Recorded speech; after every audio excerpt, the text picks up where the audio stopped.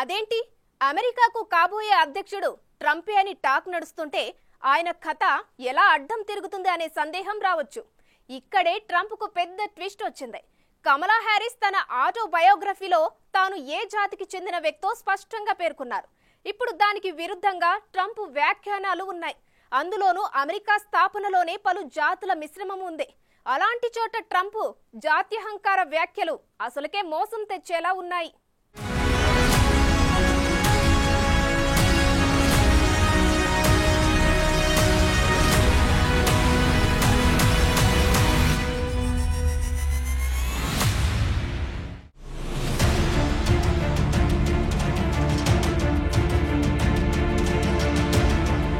ఇప్పుడు ట్రంప్ చేసిన కంపుతో నల్ల జాతీయులతో పాటు అమెరికా ఎన్నికల్లో కీలక ఓటర్లుగా ఉన్న భారతీయులు కూడా ఆలోచనలో పడ్డారు. ఇప్పుడే ఇలా ఉంటే అధికారంలోకి వచ్చిన తర్వాత ఇంకెలా ఉంటుందో అనుకుంటున్నారు. అయితే గతంలోనూ జాతీయ ప్రతిపాదికన తన ప్రత్యర్థులపై దాడి చేసిన చరిత్ర ట్రంప్కుంది. అమెరికా తొలి నల్లజాతి అధ్యక్షుడైన బరాక్ ఒబామా అమెరికాలో పుట్టలేదని ఒకప్పుడు తప్పుడు ఆరోపణలు చేశారు ట్రంప్. అలాగే ఐక్యరాజ్య సమితి మాజీ రాయబారి ఒకప్పటి తన రిపబ్లికన్ ప్రాథమిక ప్రత్యర్థి నిక్కీ హేలీని ఉద్దేశిస్తూ ఆమె జన్మించినప్పుడు తన తల్లిదండ్రులు అమెరికా పౌరులు కాదు కాబట్టి ఆమె అధ్యక్షురాలిగా గెలవలేకపోయిందని ట్రంప్ పేర్కొన్నారు.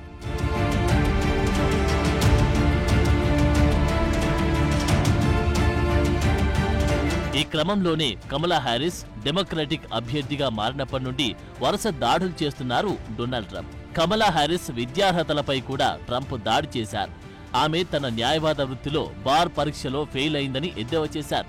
తన బార్ పరీక్షలో ఉత్తీర్ణత సాధించలేదని, ఆమె పాస్ అవుతుందని ఆమె అనుకోలేదని, ఏం జరిగిందో నాకు తెలియదు కానీ బహుశా ఆమె ఉత్తీర్ణులై ఉండవచ్చు అంటూ నోటికొచ్చింది వాగారు. అయితే కమలా హ్యారిస్ 1989లో university of California Hastings college of law నుండి పట్టభద్రులయ్యారు.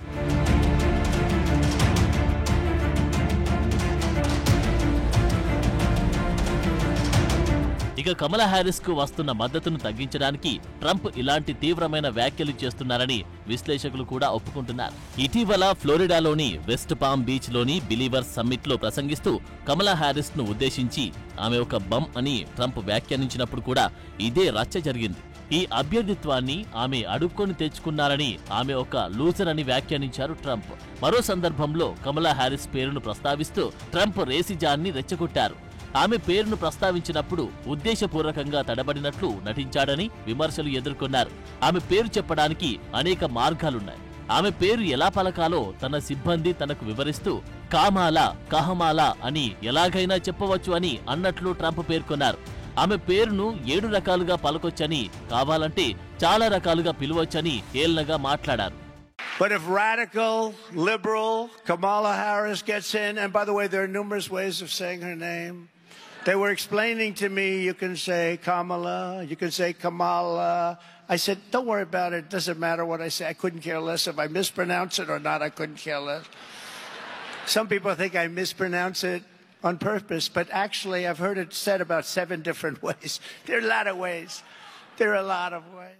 అయితే ఇప్పుడు డొనాల్డ్ ట్రంప్ చేస్తున్న రేసిస్ట్ వ్యాఖ్యలకు కమలా హ్యారిస్ గతంలోనే వివరణ ఇచ్చారు. ఆమె తన ఆత్మకథలో కూడా తన గుర్తింపును వెల్లడించారు. కాలిఫోర్నియాలోని ఓక్లాండ్ లో 2 వలస తల్లిదండ్రులకు జన్మించారు కమలా హ్యారిస్. భారతదేశంలో జన్మించిన తల్లి, జమైకాలో జన్మించిన తండ్రి, భారత ఆఫ్రికన్ మూలాలతో కమల జననం జరిగింది. అయితే ఆమె 5 సంవత్సరాల వయసులో తల్లిదండ్రులు విడాకులు తీసుకున్నారు. తర్వాత హిందువైన కమల తల్లి శ్యామలా గోపాలన్ హ్యారిస్ దగ్గర 2 పిల్లలు పెరిగి పెద్దయ్యారు. అయితే తన తల్లి ఓక్లాండ్ నల్లజాతి సంస్కృతిని స్వీకరించిందని తన autobiography the truths we hold లో కమలా హ్యారిస్ పేర్కొన్నారు. అలాగే తనతో పాటు తన సోదరి మాయాను కూడా నల్లజాతి సంస్కృతిలోనే పెంచారని స్పష్టం చేశారు. ఆమెను దత్తత తీసుకున్న మాతృభూమి తనను, తన సోదరి మాయాను నల్లజాతి అమ్మాయిలుగా చూసుకుందని తన తల్లికి తెలుసునని వెల్లడించారు. మేము గర్వించదగ్గ నల్లజాతి మహిళలుగా ఎదగాలని తన తల్లి నిశ్చయించుకున్నట్లు పేర్కొన్నారు.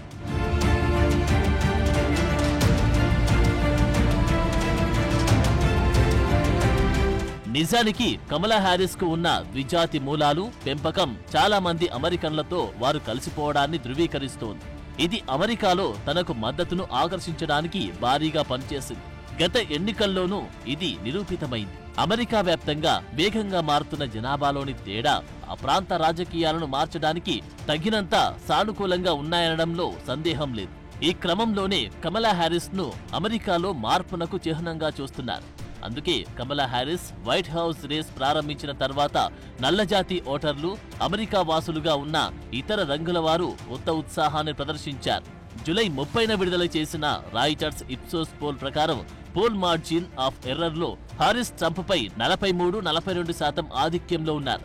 అలాగే జూలై 22, 23 తేదీల్లో నిర్వహించిన పోల్ ప్రకారం కమలా హ్యారిస్ కు 44%, డొనాల్డ్ ట్రంప్ కు 42% మద్దతు వచ్చింది. దీని ప్రకారం కూడా ట్రంప్ కు హ్యారిస్ గట్టి పోటీగా ఉన్నారన్నది స్పష్టమైంది. అందుకే ట్రంప్ జాతి వివక్షను రెచ్చగొట్టడానికి సిద్ధమైనట్లు కొందరు అభిప్రాయపడుతున్నారు.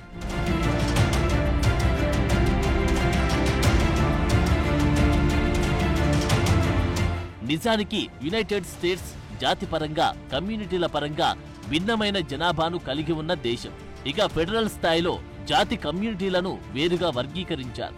ఇటీవలి యునైటెడ్ స్టేట్స్ జనాభా గణన ప్రకారం అమెరికా 5 రకాల జాతి వర్గాలను గుర్తించింది. వైట్, బ్లాక్, నేటివ్ అమెరికన్ లేదంటే Alaska native, Asia, native Hawaii, ఇతర పసిఫిక్ ద్వీపవాసులు, వారితో పాటు 2 లేదా అంతకంటే ఎక్కువ జాతి వర్గాలకు చెందిన వ్యక్తులు కూడా అమెరికాలో ఉన్నారు. ఒక్క మాటలో చెప్పాలంటే అమెరికాకు ఒక జాతి అంటూ ఎలాంటి గుర్తింపు లేదు. ఎందుకంటే యునైటెడ్ స్టేట్స్ జాతిలోని విస్తృత భావనను గుర్తించింది.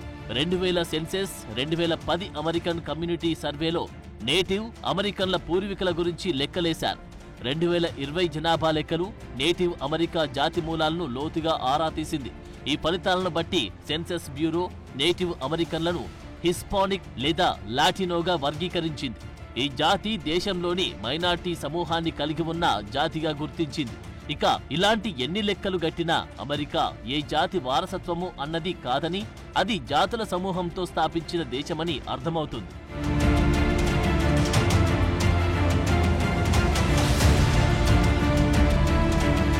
ఇక అమెరికా లాంటి విభిన్న జాతులున్న ప్రజాస్వామ్య దేశంలో డొనాల్డ్ ట్రంప్ చేస్తున్న కంపు ఎన్నికల్లో తీవ్ర ప్రభావం చూపుతుందని అంతా భావిస్తున్నారు.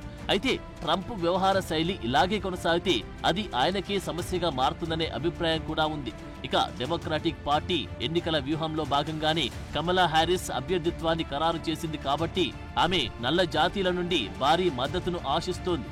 దానికి తోడు ఇప్పుడు ట్రంప్ జాతి వివక్ష మాటలు కూడా కమల గెలుపుకు ఊతమిచ్చేలా ఉన్నాయి. మరి డొనాల్డ్ ట్రంప్ రాబోయే రోజుల్లో అయినా తన వ్యవహార శైలిని మార్చుకుంటారో లేదో చూడాలి.